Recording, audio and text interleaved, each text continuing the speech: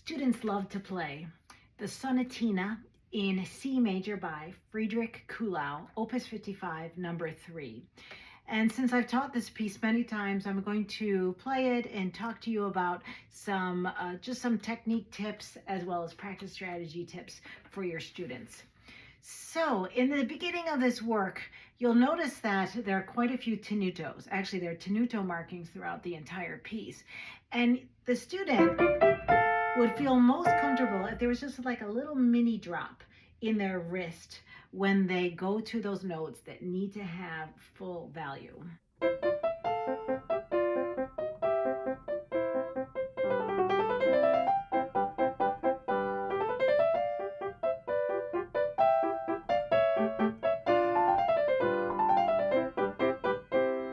Lots of tenutos. You either have the students feel more comfortable when they are standing up on their fingers or when they're dropping to the bottom of the keys. But again, it's not a big drop. It's not like a big portato touch release or physical gesture. It's really just about a mini drop in the wrist, just in order for them to feel comfortable and the sound to be nice and warm and never attacked.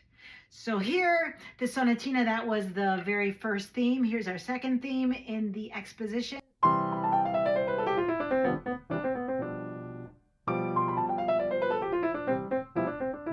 Okay, so how do we get our students to play their scales so cleanly? First of all, why don't we have our students work on it slowly? And we don't ever want our students to twist their wrist and move it in complicated ways, in round ways that juts out the elbow.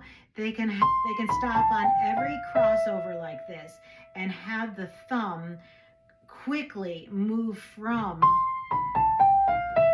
its spot on the key that it just played, and then it slides to the next key, waiting to play.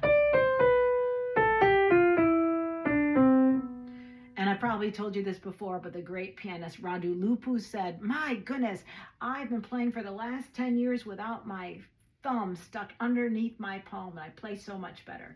So that's one of the really wonderful traits about succeeding at the piano, where students learn their technique in a correct, healthy, body-friendly way. All right, so now let's go on.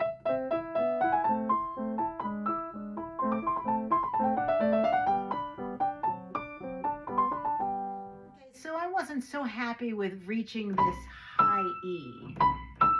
So I could use a practice strategy called play prepare, where I just prepare the next key, and I'll notice that my arm actually has to shift more in order to be on top of the key, instead of just trying to go for that E without moving as far. So again, I'm definitely preparing that E, and my entire wrist and hand and my arm are directly above that E. I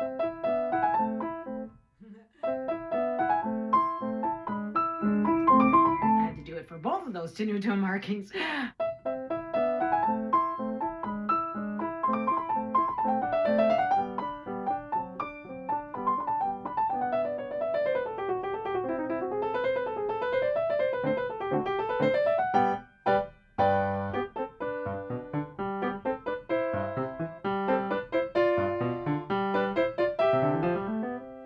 This have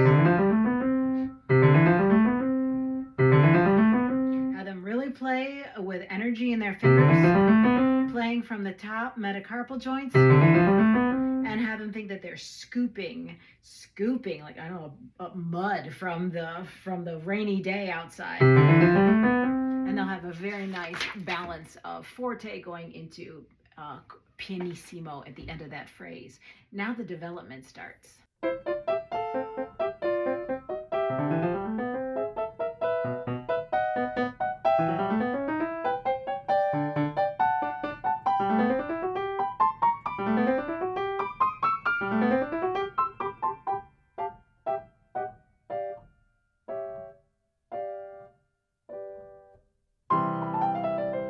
So for all those scale passages in the development section, it is always scooping. And that really helps the student to propel themselves to go cleanly from the first note to the last note in each little phrase. And then I love what Kuhlau does with this accented note in the right hand, and then diminuendo, and then two wedge notes, which are even shorter than staccatos, and then tenutos. And here we have the recapitulation.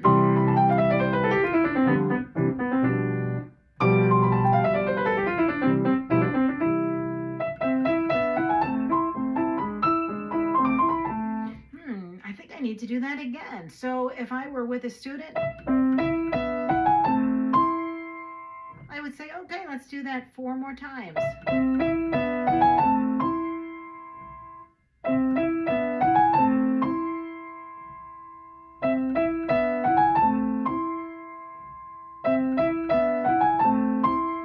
That when I move with my torso, where it is the center of all activity, it's much easier to feel like I'm over the key that needs to be played.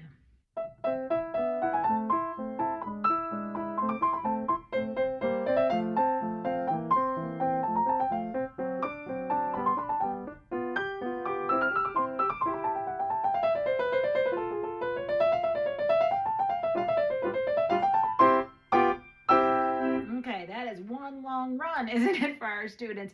And sometimes they can crumble in the middle or towards the end where they're giving up focus. So some really good ways to practice these kind of scales. We could certainly practice by impulse practicing. So maybe 2 or 3 notes at a time. And then 1, 2, 3, 1, 2, 3, 1, 2, 3, 1, 2, 3, 1, 2, 3, 1, 2, 3. 1, 2, 3, 1, 2, 3. I'm starting on every major beat in the measure, and I just play 3 notes in a row, feeling like I am fluidly moving with my playing apparatus. And then I might add 2 more notes. 1, 2, 3, for 5-note impulse.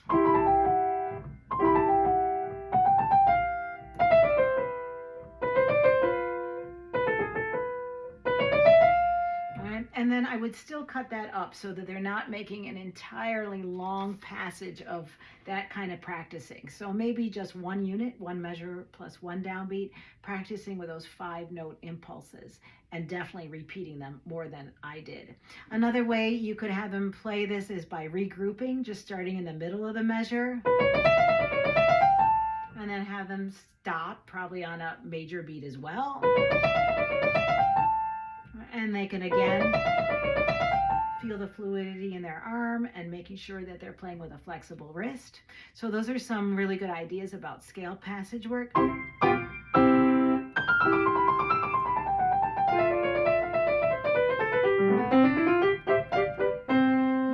The left hand comes back with another scale. So a good idea would be to just have the student think about how steady they are so that they get to the second beat in a very clear way. They could accent that second beat ever so slightly. And then take a few beats right before it.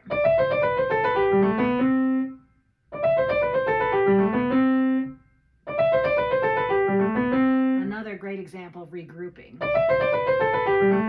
regrouping is taking any kind of melody, phrase, and starting it in a place that you wouldn't usually start it. Reprograms your mind to think of it in a different way, right? Some of our students say, oh, I can't start it there. I got to start at the beginning of the phrase. No. We're going to start it at all different places in your phrase. So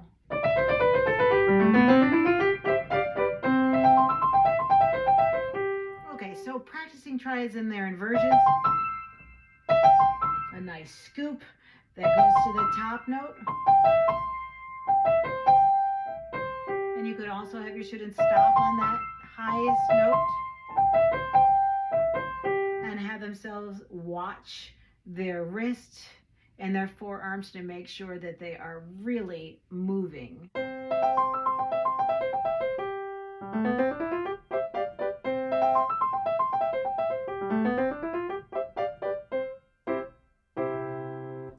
I hope that helps you with playing and teaching sonatinas as well as enjoying this wonderful sonatina by Kuhlau.